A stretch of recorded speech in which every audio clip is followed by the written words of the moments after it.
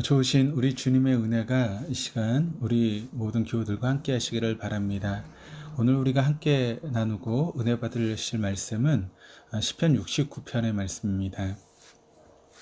우리가 계속 시편의 말씀을 지금 묵상하고 있는데 시편의 말씀을 묵상하다 보면 어떤 하나님께 대한 인간의 다양한 그런 마음의 고백을 우리가 살펴볼 수 있습니다. 어제 살펴봤던 시편 68편에서 시인은 이스라엘 백성들에게 승리를 주신 하나님의 권능과 은혜에 대해서 감사와 찬양을 드리고 있음을 알 수 있었습니다. 그런데 바로 다음에 나오는 오늘 본문인 시편 69편에서는 참으로 슬프고 안타까운 심정을 토로하고 있는 시인의 마음을 우리는 접하게 됩니다. 사실 주님께서도 죽음을 이기시고 또 승리의 관을 쓰시기 전까지 가시 면류관을 쓰시고 또 처참한 채찍에 맞으셨던 주님이셨음을 잘 알면서도 슬픔과 고통과 괴로움이 찾아올 때 사람들은 당하게 되고 또 심지어 하나님께 서운함을 드러내기도 합니다. 참으로 어려운 상황 가운데 있는 시인은 시편 69편을 시작하면서 하나님의 도우심을 간절히 구하고 있습니다. 1절에서 지금 그의 영혼에까지 물들이 흘러 들어왔기에 하나님께서 꼭 구해 주셔야 한다고 간절히 구원을 요청하고 있습니다.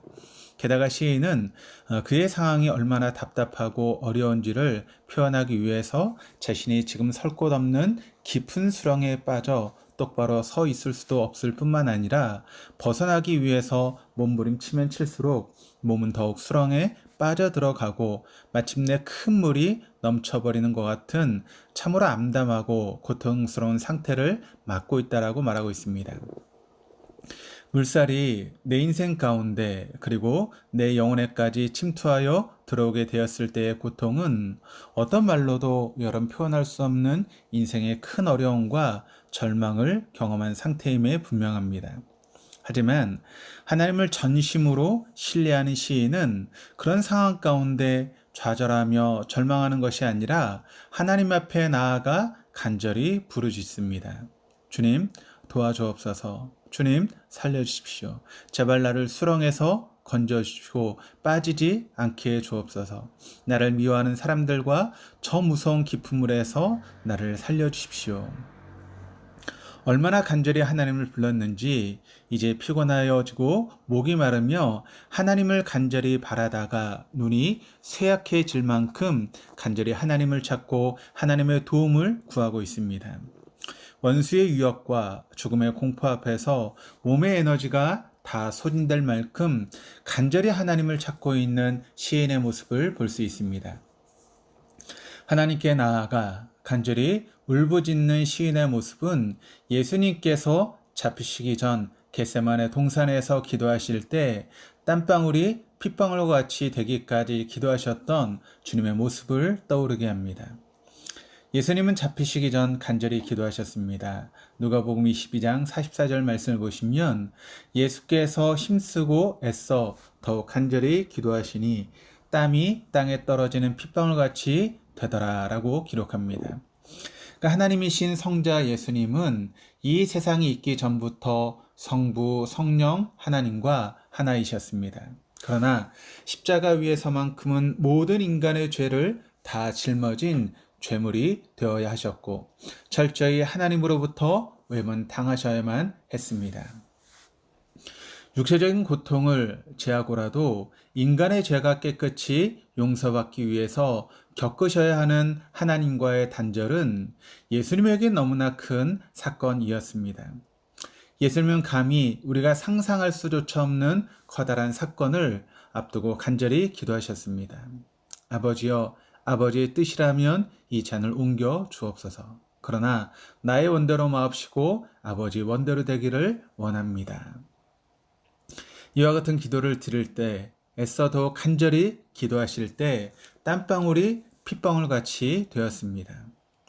이 아침 우리는 어려움과 시련이 위협해 올 때 우리 하나님께 그 눈을 고정하고 간절히 부르짖는 시인의 모습과 또 십자가에 달리시기 전 간절히 하나님께 힘쓰고 애쓰며 전심으로 기도하시던 예수님의 모습을 보면서 각자의 믿음 생활 가운데 하나님께 얼마나 간절한 모습으로 나아가고 있는지를 다시 한번 점검해 볼 수 있게 됩니다.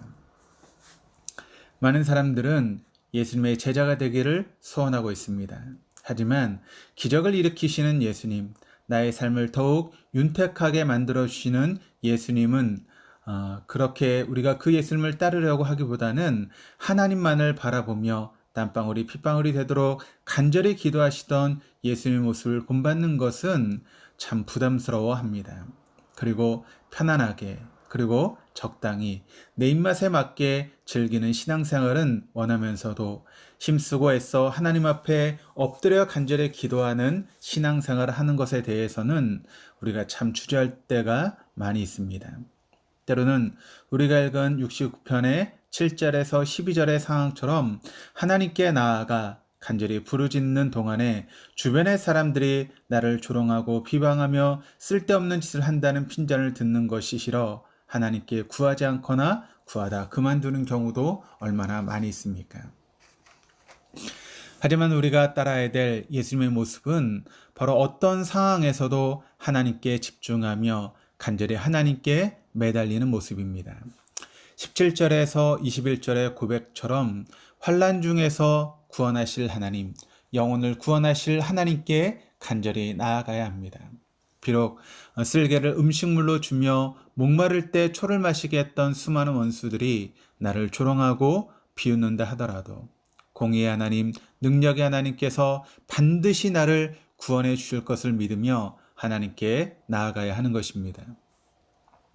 이러한 믿음으로 오직 하나님만 의지하며 나가는 자들에게 마침내 승리의 하나님께서 모든 악을 이기게 해 주십니다. 그리고 이러한 하나님께서 허락하신 승리의 기쁨을 맛본 자들이 30절의 내용처럼 하나님께 노래하며 하나님을 찬송하고 감사하며 하나님만이 위대한 분이심을 고백할 수 있게 되는 것입니다. 그리고 이렇게 드려지는 찬양의 고백은 어떤 제물보다도 하나님께서 기뻐하시는 제물이 되는 것입니다.